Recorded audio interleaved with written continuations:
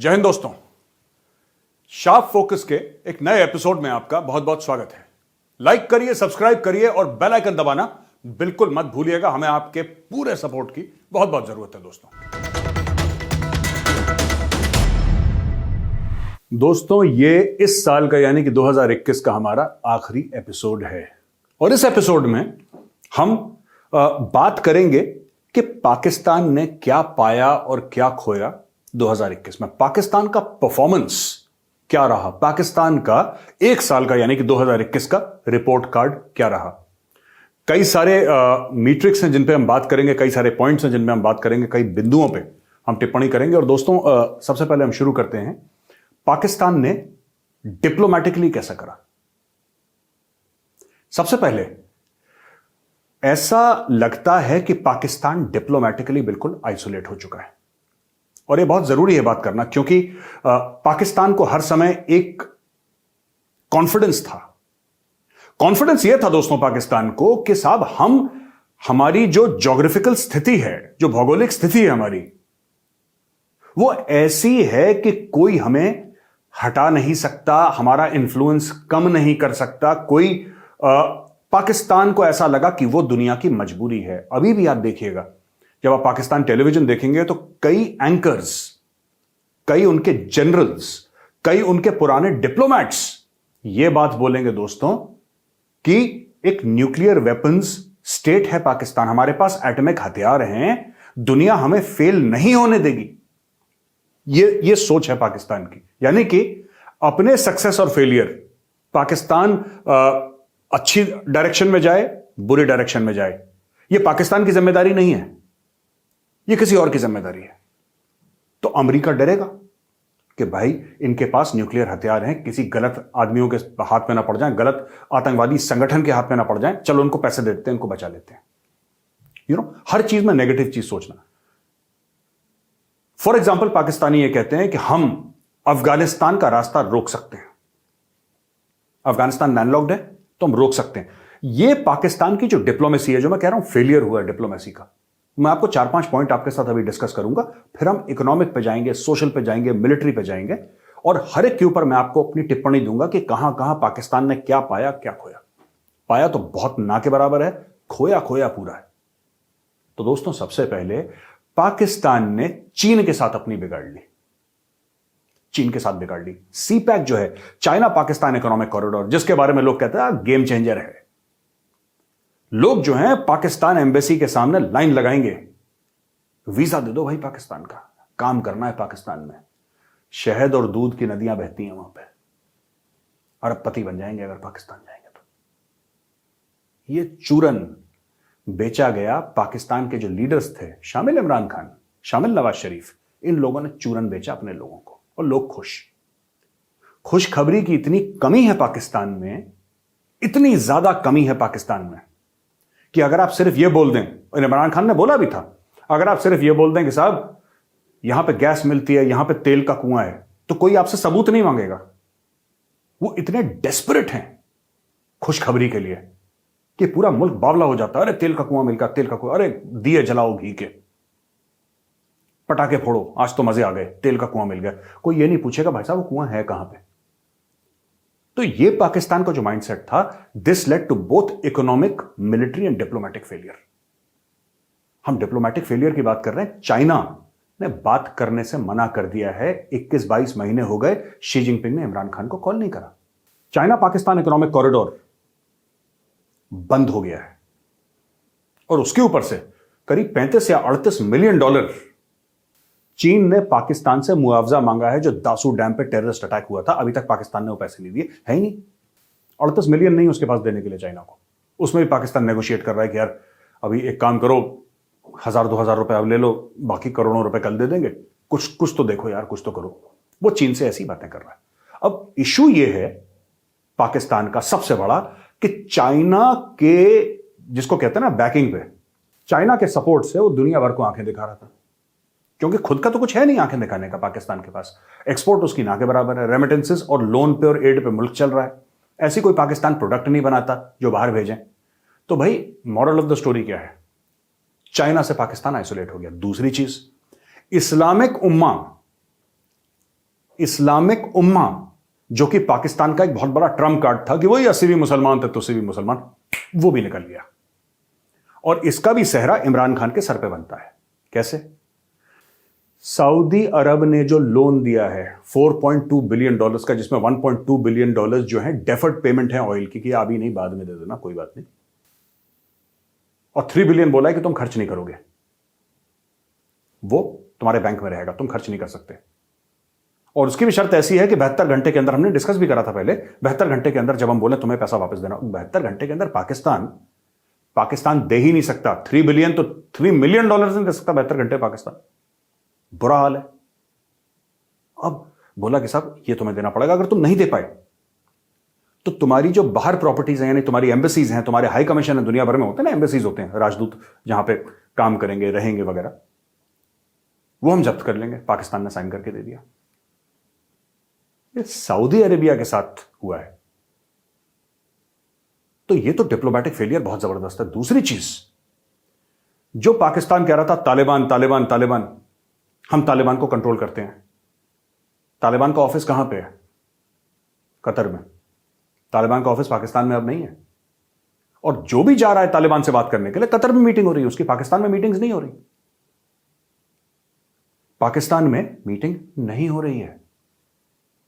जहां तक आप रशिया की बात करें, और रशिया तो हमारा बड़ा यार है, और रशिया तो हमारा बड़ा दोस्त है। आप जब भी पाकिस्तानी मीडिया देखें, रशिया तो हमारा बड़ा दोस्त है।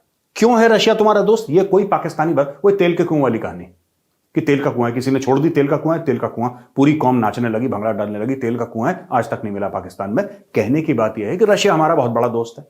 ऐसा पाकिस्तानी मीडिया का कहना है, पाकिस्तानी सोशल मीडिया, पाकिस्तानी लोग, पाकिस्तानी सरकार, उनके बड़े बड़े एहलकार, बड़े बड़े अफसरान, रशिया हमारा दोस्त है। रशिया क्यों तुम्हारा दोस्त होगा भाई? किस लिए रशिया तुम्हारा दोस्त होगा? तुमने $1 का फायदा कभी रशिया का करवाया है? क्योंकि रशिया चाइना के क्लोज है और हम चाइना के क्लोज हैं, इसलिए दोस्त का दोस्त हमारा दोस्त। ये इक्वेशन पाकिस्तानियों ने करके जेब में डाल दिया, रशिया हमारा दोस्त है। अरे भाई, रशिया को चाहिए खजूर, इट नीड्स खजूर, अमेरिकन खजूर है आपके पास नहीं है ना? फिर किसका दोस्त, कैसी मोहब्बत, कैसा इश्क, कैसा प्यार, कैसी यारियां? लेकिन पाकिस्तान को ये बात समझ में नहीं आती। रशिया हमारा दोस्त है, वो भी उससे भी हाथ धो बैठा। अच्छा, इंडिया तो रिवायती हरीफ है, पुराना ट्रेडिशनल दुश्मन है India as per the Pakistanis. जब से 370-35 से हटा, दे मोदी जी को ये गालियां, वो 2019 की बात है, ये 21 का रिपोर्ट कार्ड है। लेकिन मैं आपको फिर बता रहा हूं कि इन लोगों ने ऐसी चीजें कर दी हैं कश्मीर के बारे में कि 2021 में अब जो भी होना था, अगर कोई वापस था रास्ता जाने का, वो रास्ता भी इन्होंने बंद कर दिया।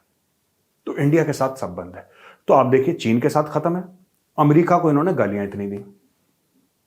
आप देखिए इमरान खान, मुझे कहना नहीं चाहिए, एक देश का प्रधानमंत्री है, मुझे ऐसे शब्द, ऐसे अल्फाज इस्तेमाल नहीं करने चाहिए, पर मैंने अपनी जिंदगी में इतना बेवकूफ आदमी नहीं देखा। अमेरिका, जिसके डॉलरों पे पाकिस्तान पला है, जिसके डॉलरों पे पाकिस्तान पला है, पल बढ़ के इतना बड़ा हुआ है, नालायक हुआ है लेकिन बड़ा तो हो ही गया। वो पाकिस्तान आज अमेरिका को गाली दे रहा है। 15 अगस्त को जब तालिबान चढ़ दौड़े काबुल के ऊपर, तो इमरान खान नियाजी ने एक बहुत लंबी चौड़ी स्पीच दी कि साहब मैं मुबारकबाद देता हूं, आजादी मिली है। देखिए जरा छोटी सी क्लिप है, देखिए। जब आप ज़हनी गुलाम बनते हैं तो ये याद रखें, असल गुलामी से ज़्यादा बुरी ज़हनी गुलामी है। ज़हनी गुलामी की जंजीरें तोड़ना ज़्यादा मुश्किल होता है। जो अभी अफ़गानिस्तान में गुलामी की जंजीरें तो तोड़ दी उन्होंने, लेकिन जो ज़हनी गुलामी की जंजीरें वो नहीं टूटती। वो जो कपड़े पहनते हैं आपको वो पहनने पड़ते हैं, उनके सारे फैशन आपको अपनाने पड़ते हैं, क्योंकि आप समझते हैं वो बेहतर है आपसे। और कभी भी एक गुलाम बड़े काम नहीं कर सकता। देखा आपने, इमरान खान कितने खुश मुबारकबाद दे रहे हैं कि साहब ये हो गया, वो हो गया। अच्छा, इमरान खान इस स्पीच में यह कहना चाह रहा है कि जो अमेरिका वहां पे थी, वो एक कब्जा ग्रुप था, उसने अफगानिस्तान के ऊपर कब्जा कर रखा था, और अब तालिबान आ गए हैं, तो उसी तालिबान ने अफगानिस्तान को आजादी दिला दी है। तो मुबारकबाद आपको। कोई एक बात पूछे इमरान खान से, हर एक पाकिस्तानी से पूछे जो बड़े भंगड़े डाल रहे थे कि भाई अमेरिकन कैसे गए अफगानिस्तान, कैसे गए? जरा हम भी तो समझें कि अमेरिकन अफगानिस्तान कैसे गए, वो पहुंचे कैसे अफगानिस्तान? अफगानिस्तान तो लैंडलॉक्ड है। ये देखिए नक्शा अफगानिस्तान का। अफगानिस्तान में तो कोई समुद्री मार्ग है नहीं और हवाई मार्ग से आप बहुत कम सामान पहुंचा सकते हैं। 20 साल की लड़ाई साहब, 20 साल की लड़ाई आप हवाई जहाज से नहीं कर सकते। आपको समुद्री रास्ता चाहिए, आपको जमीनी रास्ता चाहिए। जो इतने हवाई जहाज तो चलो उड़ के आ गए, ठीक है, इतने जो हेलीकॉप्टर थे, इतना गोला बारूद, आदमी, गाड़ी, खाना पीना, तेल, असला, ये कहां से गया? ये कहां से गया दोस्तों? ये अफगानिस्तान के अंदर घुस कैसे गया? क्या अलादीन का कोई चिराग था कि जिन ने बोला कि हां मेरे आका? नहीं, ये सब पाकिस्तान के थ्रू गया। पाकिस्तान ने अपनी जमीन अमरीकियों को दी कि तुम हमारी जमीन इस्तेमाल करो, हमारी जमीन का इस्तेमाल करके हमारे पोर्ट पे, बिन कासिम पोर्ट जो कराची है, वहां पे तुम आओ, वहां से तुम रास्ता लो पूरा और अफगानिस्तान के अंदर बाय रोड सारा अपना सामान पहुंचाओ और हमें इतने पैसे दो। ठीक है दोस्तों, पैसे उन्होंने अमेरिकन से ले लिए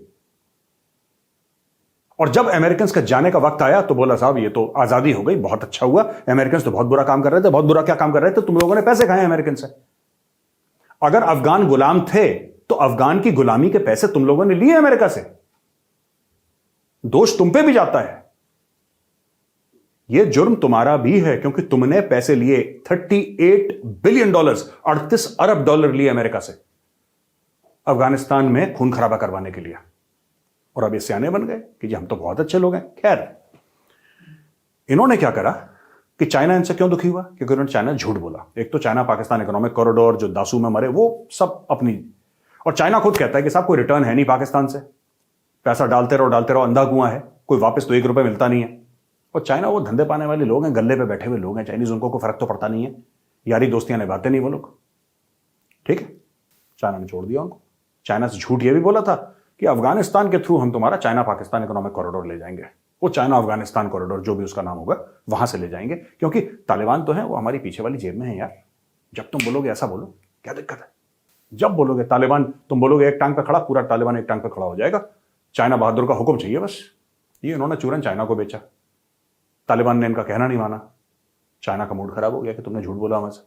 सही बात है, बिल्कुल जाहिर, मतलब इसमें कोई कहते कि लाग लपेट वाली बात ही नहीं है। ठीक है, अब आखिरी जो इनका तुर्क का इक्का था, आखिरी तुर्क का इक्का, वो क्या था? वो ये था कि जो तालिबान है उसके थ्रू हम अफगानिस्तान कंट्रोल करेंगे। अब ये वीडियो देखिए जिसमें आपको यह पता लगेगा कि वही तालिबान ठोक रहा है पाकिस्तानियों को।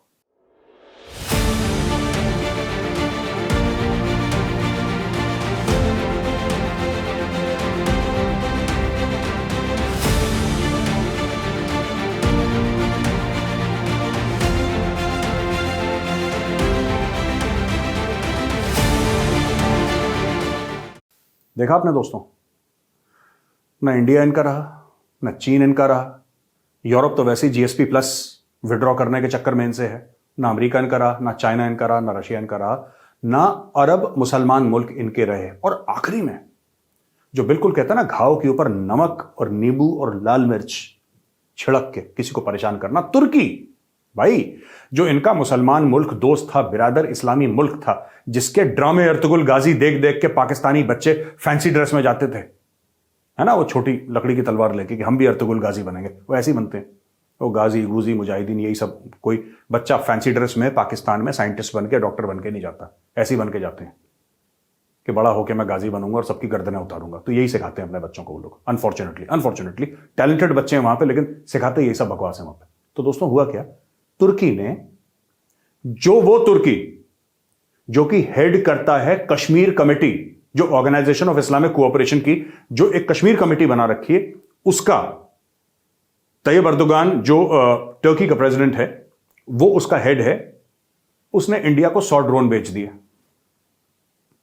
100 ड्रोन बेच दिए। अब पाकिस्तानी कह रहे हैं साहब आप तो मुस्लिम मुल्क हो, आपने ड्रोन इंडिया को कैसे बेच दिए, अब हम क्या करेंगे, अब क्या होगा? तो ये 2021 में जो सबसे बड़े फेलियर थे, देखिए फेलियर की जो लिस्ट है ना पाकिस्तान की, फेरिस्त जहां पे हार मिली है वो इतनी लंबी है कि अगर मैं 6 घंटे का प्रोग्राम भी करूं फिर भी मैं नहीं कवर कर सकता। मैंने मोटा मोटी बता दिया जो मुझे लगा कि पाकिस्तान के डिप्लोमेटिक फेलियर्स हैं। अब हम आ जाते हैं पाकिस्तान के इकोनॉमिक फेलियर्स पे। वो भी लिस्ट बहुत इंटरेस्टिंग है दोस्तों, इकोनॉमिक फेलियर्स की लिस्ट। पाकिस्तान का total date 50 trillion rupees. Trillion में कितने जीरो हैं मुझे नहीं पता, ना मैं जानना चाहता हूं। 50 ट्रिलियन से ज्यादा उनकी डेट क्रॉस कर चुकी है। पाकिस्तान को नहीं पता कि हमने जो IMF से पैसे लिए, हमने वर्ल्ड बैंक से पैसे लिए, हमने एशियन डेवलपमेंट बैंक से पैसे लिए, हमने चीनियों से पैसे लिए, अपने खुद के इंटरनल बैंक से हमने पैसे लिए, जो पाकिस्तान के अंदर के बैंक है, जो आवाम का पैसा है वो भी हमने ले लिया, हमने अमेरिका से भी पकड़ लिया, हमने इससे भी पकड़ लिया, उससे भी। तो दोस्तों ये जो बात है ना पाकिस्तान की, ये जो मैंने आपको बोला, ये सिर्फ लोन है। 50 ट्रिलियन पाकिस्तानी रुपीज, ये सिर्फ लोन है दोस्तों। ट्रिलियन को हिंदी में क्या बोलते हैं? अरब तो बिलियन हो गया, खरब, 50 खरब। मुझे नहीं पता मैं सही बोल रहा हूं गलत बोल रहा हूं, लेकिन 50 का फिगर तो पता है। इसको ट्रिलियन को क्या बोलते हैं हिंदी में, आई डोंट नो।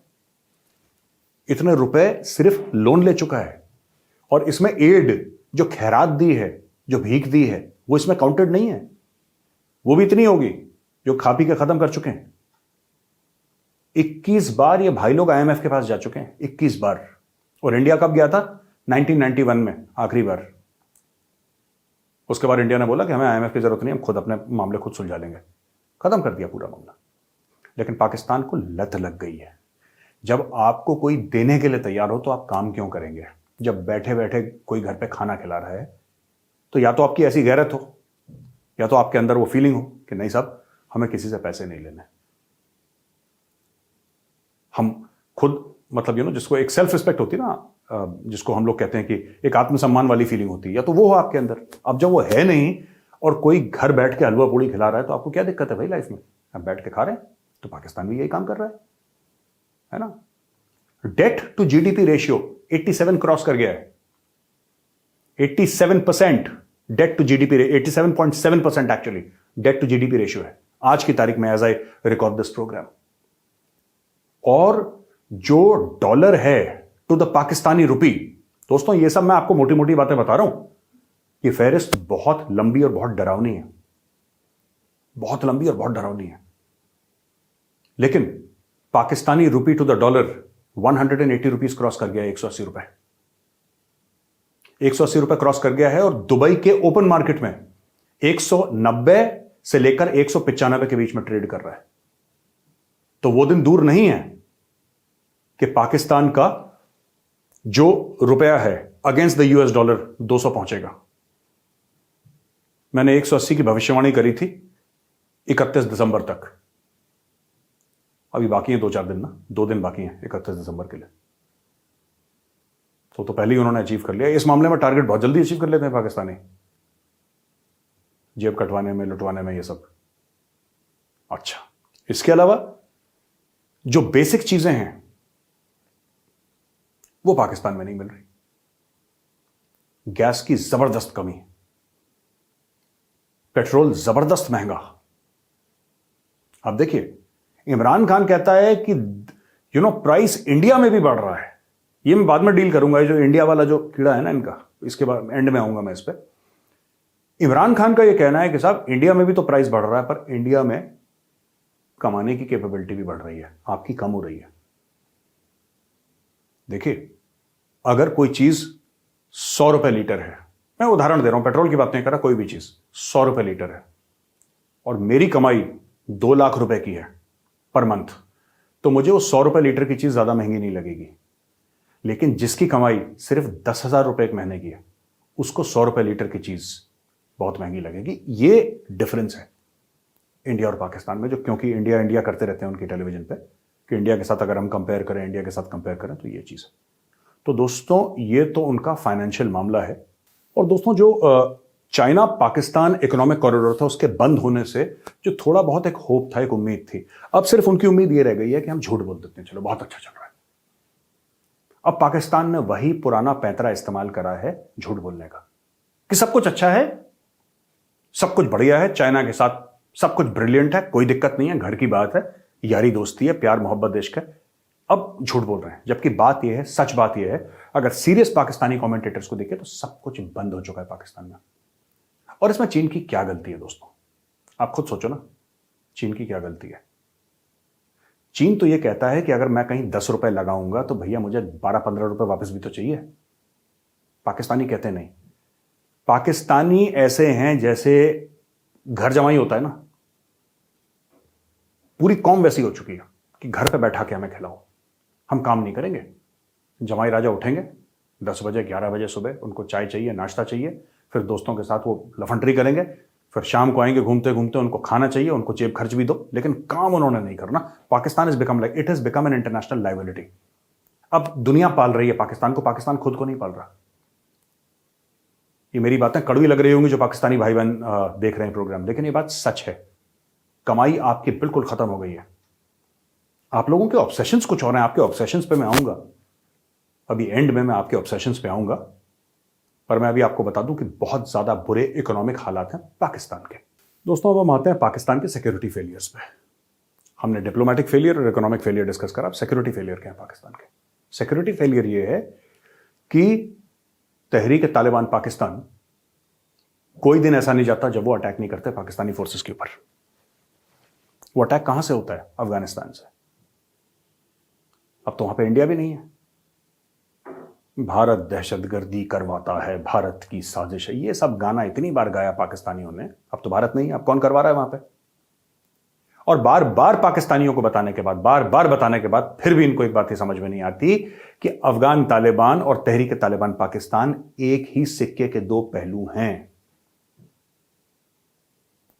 अगर अफगान तालिबान चाहे तो क्या कम से कम, चलिए, उनका पूरे मुल्क पे उस तरीके से जैसे गवर्नमेंट होती है वैसा कंट्रोल नहीं है और उनको सीखने में टाइम लग रहा है, जो भी आप कहना चाहते हैं। जैसे एक बार पहले राज कर चुके हैं वो लोग, ऐसी बात नहीं है कि उनको बिल्कुल नहीं आता, बिल्कुल बच्चे, ऐसी बात नहीं है। तालिबान पहले गवर्नमेंट जैसी भी चलाई है, मतलब उनको एक्सपीरियंस है, कहने की बात है, कुछ सालों का एक्सपीरियंस है। लेकिन चलिए, उनका पूरा एक कंट्रोल नहीं है अफगानिस्तान के ऊपर। और जो तहरीक तालिबान पाकिस्तान है, टीटीपी, जिसको मैं भी मानता हूं कि वो एक दहशतगर्द तंजीम है, वो एक आतंकवादी संगठन है, मैं भी कहता हूं, लेकिन क्या अफगान तालिबान ने एक बार भी ये बोला कि हमले गलत हो रहे हैं? क्या उन्होंने एक बार भी वार्निंग दी तहरीक तालिबान पाकिस्तान को? क्या खुल के आए वो सोशल मीडिया पे या मेन स्ट्रीम मीडिया पे कि हम कंडेम करते हैं और हम इनको अपने मुल्क से निकालने का वार्निंग देते हैं कि आप निकल जाइए हमारे मुल्क से, यहां पे आपके लिए कोई जगह नहीं है? नहीं, नहीं दोस्तों, सच्ची बात यह है कि जब 15 अगस्त को अफगान तालिबान काबुल पर चढ़ दौड़े थे, तो 16 अगस्त से सबसे पहले जब इन्होंने जेल खोले, 16 अगस्त के बाद, तो सबसे पहले जो लोग छोड़े इन्होंने तहरीक तालिबान पाकिस्तान वाले लोग छोड़े। और तहरीक तालिबान पाकिस्तान अगर पाकिस्तानी फौज पर अटैक करती है तो वो पूरा का पूरा अफगान तालिबान के सपोर्ट से करती है। उन्होंने साफ कह दिया साहब कि हम आपके मुल्क के जो आईन है, जो कॉन्स्टिट्यूशन है, संविधान है पाकिस्तान का, हम उसको मानते ही नहीं है। आपका संविधान तो कुरान शरीफ होना चाहिए। आप कैसे मुसलमान मुल्क हैं? आइए, हम आपको अच्छा मुसलमान बनाते हैं। And the process, the TTP process, the Tehreek Taliban Pakistan process of making Pakistanis better Muslims is a very painful process. वो बहुत दर्दनाक प्रोसेस है इन लोगों को अच्छा मुसलमान बनाने का, क्योंकि वो लोग फिर, उनमें कोई रहम नहीं है, वो बख्शते नहीं है। सुसाइड बॉम्बिंग्स वगैरह, ये सब चीजें करते हैं वो लोग। उनको वही लगता है कि वही मजहब है। वो अफगान तालिबान, पहले मैं टीटीपी की बात कर रहा था, अब मैं बात कर रहा हूं अफगान तालिबान के। अफगान तालिबान दोस्तों, वो तो पाकिस्तान की खुद मुख्तारी नहीं मानता, पाकिस्तान की सोवरेनिटी नहीं मानता, वो उसकी जो ज्योग्राफाई हुदूद हैं उनको नहीं मानता, वो उसके बॉर्डर्स को, बाउंड्रीज को नहीं मानता। वो कहता है कि साहब अटक से, और अटक से भी आगे जो मरगला हिल्स वाला पूरा एरिया है और पूरा जहां से पूरा इस्लामाबाद नीचे दिखता है, वो सब अफगानिस्तान है। आप लोगों ने अवैध कब्जा कर रखा है। तो ये पाकिस्तान के लिए बहुत एक सिक्योरिटी सिचुएशन गड़बड़ हो रही है।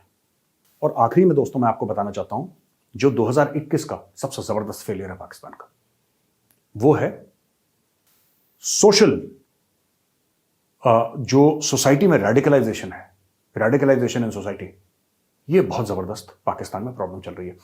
वो जो श्रीलंकन को जला दिया जिंदा, उसको वन ऑफ केस भी मान लेते हैं अगर, लेकिन फिर भी पाकिस्तान में बड़ा कॉमन है। ब्लास्फेमी के चलते ये कर दिया, इतनी हिंदू लड़कियों को किडनैप कर दिया, रेप कर दिया, कन्वर्ट कर दिया, इतने मंदिर तोड़ दिए। ये पाकिस्तान में बहुत कॉमन है, बहुत कॉमन है, और उनको बुरा भी नहीं लगता।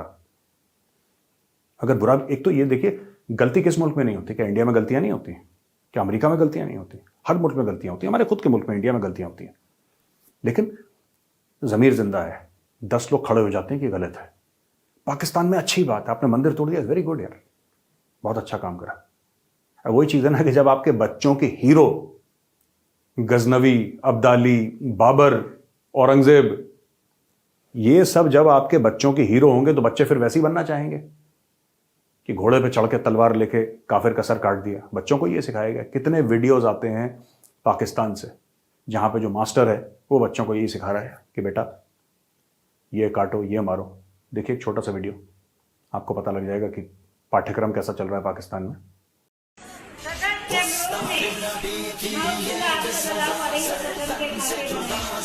जैसे तो कहता हमारी क्या खाता बनाया समझाया आपको बड़े में जिसको का हार है और अब इसका सर कलम होने लगा है। ठीक है, से जुदा के नबी की ये सजा से जुदा से जुदा खाके बनाने वालों को हम खाक में मिला देंगे, खाके बनाने वालों को हम खाक में मिला देंगे। देखा आपने दोस्तों? तो ये जब छोटे छोटे बच्चों को आप ये सिखाएंगे ना, तो फिर आप डिप्लोमेसी छोड़ दीजिए, आप पॉलिटिक्स छोड़ दीजिए, आपको यही मिलेगा। एक मास रेडिकलाइजेशन चल रहा है पाकिस्तान में, सब बावले हो चुके हैं बुरी तरीके से। तो ये हो रहा है वहां पे। अब ये हुआ क्यों? एंड में मैं बस 5 मिनट के अंदर आपको बताता हूं कि हुआ क्यों। ये 3-4-5 ऑब्सेशंस हैं पाकिस्तान के, जुनून है पाकिस्तान के, जिसकी वजह से ये मुल्क का बेड़ा गर्क हो गया। इस मुल्क में कैपेबिलिटी बहुत है। मैं आज भी कह रहा हूं, आप लोग शायद माने ना मेरी बात, इसमें कैपेबिलिटी बहुत है, लेकिन इनमें एक, जिसको कहते हैं ना जुनूनी फितरत होती है किसी चीज की, you keep on doing the same thing, एक पागलपन टाइप का। इसकी वजह से first of all obsession with religion. मुसलमान होना अच्छी बात है, हिंदू होना अच्छी बात है, सिख होना, बौद्ध होना, क्रिश्चियन होना अच्छी बात है, लेकिन अगर आपने अपने मजहब को सेंटर ऑफ एग्जिस्टेंस बना लिया और बावले हो गए उसके लिए, कोई भी चीज एक्सेस में बहुत दिक्कत देती है। Anything in excess is very bad. अति किसी की नहीं होनी चाहिए। पाकिस्तान ने रिलीजन को लेकर अति कर ली। अलग अलग कमिटीज बन गई। वो चांद को देखने की एक कमेटी है इनकी, प्रॉपर गवर्नमेंट फंडेड कमिटीज हैं। कभी कोई कह रहे हैं कि नहीं वो बच्चों की इस्लामिक स्टडीज में क्या, इतना ज्यादा इन्होंने रिलीजन को इतना ज्यादा फोकस कर दिया है, इतना ज्यादा फोकस कर दिया है कि इनको बुरा लगने लगा है और अपने आप को मुसलमान मुल्कों के ठेकेदार बना बैठे खो दिया इस ऑब्सेशन के चलते। तो जब किंगडम ऑफ सऊदी अरेबिया ये कहता है कि साहब हम एक ऐसा शहर बनाएंगे जहां पे पार्टीज होंगी, डांसेस होंगे और वहां पे म्यूजिक होगा, तो इनको बड़ा बुरा लगता है कि आप तो मुसलमानों के साथ धोखा कर रहे हैं। क्यों भाई? उनका मुल्क है। और जो मोहम्मद बिन सलमान है, वली अहद है, क्राउन प्रिंस, उसको पता है कि तेल खत्म होने वाला है। भाई ऑयल, जो भी फॉसिल फ्यूल है, इट्स अ फाइनाइट रिसोर्स। आज नहीं, कल नहीं, 10 साल के बाद नहीं, 50 साल के बाद खत्म हो जाएगा। फिर क्या होगा? एक बार तेल खत्म हो गया फिर क्या होगा? पाकिस्तान आएगा। पाकिस्तान के पास तो चाइना को देने के लिए $38 मिलियन नहीं है। सऊदी अरेबिया किससे पैसे लेगा? पाकिस्तान से पैसे लेगा। और पाकिस्तान को एक चीज और का बुरा लग रहा है, ये जो रिलीजियस रेडिकलाइजेशन है, सऊदी अरेबिया वाले पैसे देते थे, इंडिया में भी देते थे, मस्जिद बनाओ, ये बनाओ, वो बनाओ, मदरसे बनाओ, वहां भी इस्लाम को बढ़ावा देने के लिए। वो पैसे बंद हो गए। और जो तबलीगी जमात वाले थे, जो कि कन्वर्जेंस करवाते थे या मुसलमानों को बताते थे तुम बेहतर मुसलमान बनो, उनको सऊदी अरेबिया ने बैन कर दिया। तो पाकिस्तान में बड़ी मिर्ची लगी, साहब आपने क्यों बैन कर दिया? ये है, आप यहूदियों के साथ मिल गए, आप हिंदुओं के साथ मिल गए, ये मिल गए, वो मिल गए, दुनिया भर की बकवास। जो नॉर्मल पाकिस्तानियों का, उनका सबसे कंप्लेंट है, सबसे शिकवा है, वो कभी खुश नहीं रह सकते। तो ये इन्होंने ऑब्सेशन विद रिलीजन, अच्छी बात है। आप इस्लाम फॉलो करते हैं, बहुत अच्छी बात है। आप मुसलमान हैं, बहुत अच्छी बात है, लेकिन उसको घर पे रखें आप, और अपने बच्चों को ट्रेनिंग दें साइंस में, मैथ्स में, टेक्नोलॉजी में। उनको हिस्ट्री पढ़ाएं, उनको इंग्लिश पढ़ाएं, उनको अगर आपकी लैंग्वेज उर्दू है, उर्दू पढ़ाएं। आपको जो करना है वो करें, और अगर आप 24/7 सिर्फ रिलीजन रिलीजन रिलीजन, ये काफिर है, इसको मार दो, इसको काट दो, अगर यही आपका गाना रहेगा तो फिर बॉस जो वो गाना सुनेंगे फिर वैसे ही बड़े होकर बावले बनेंगे कि इसको मार दो, इसको काट दो। यही पाकिस्तान में हो रहा है। तो ये obsession. Secondly, obsession with India. आप कभी पाकिस्तानी मीडिया देखिए, हर चीज में उनको इंडिया के साथ कंपैरिजन करना ही करना है, और ये उनके फेलियर का एक बहुत बड़ा एक हिस्सा है। Failure of Pakistan foreign policy, defence policy, कोई भी ये आप 24 घंटे एक ऐसे मुल्क के साथ अपने आप को कंपेयर कर रहे हैं जिसकी इकोनॉमी आपसे 10-12 गुना बड़ी है। क्योंकि जब आप कंपेयर करेंगे इतने बड़ी इकोनॉमी से, फिर आपका दिल भी टूटेगा भाई, फिर आपके अंदर इंफीरियरिटी कॉम्प्लेक्स भी होगा। इंफीरियरिटी कॉम्प्लेक्स भी होगा आपके अंदर कि भाई हम, आपको हर समय लगेगा हम हार गए, हम ये भी हार गए, फिर उससे बिटरनेस पैदा होती है, कड़वाहट पैदा होती है दिल में, कड़वाहट के बाद हेट्रेड पैदा होती है, नफरत पैदा होती है। ये फैसिनेशन विद इंडिया, एक ऑब्सेशन है इंडिया के साथ। हम भी पाकिस्तान की बात करते हैं, मैं हर रोज पाकिस्तान के ऊपर वीडियो बनाता हूं, लेकिन मैं कंपेयर नहीं करता।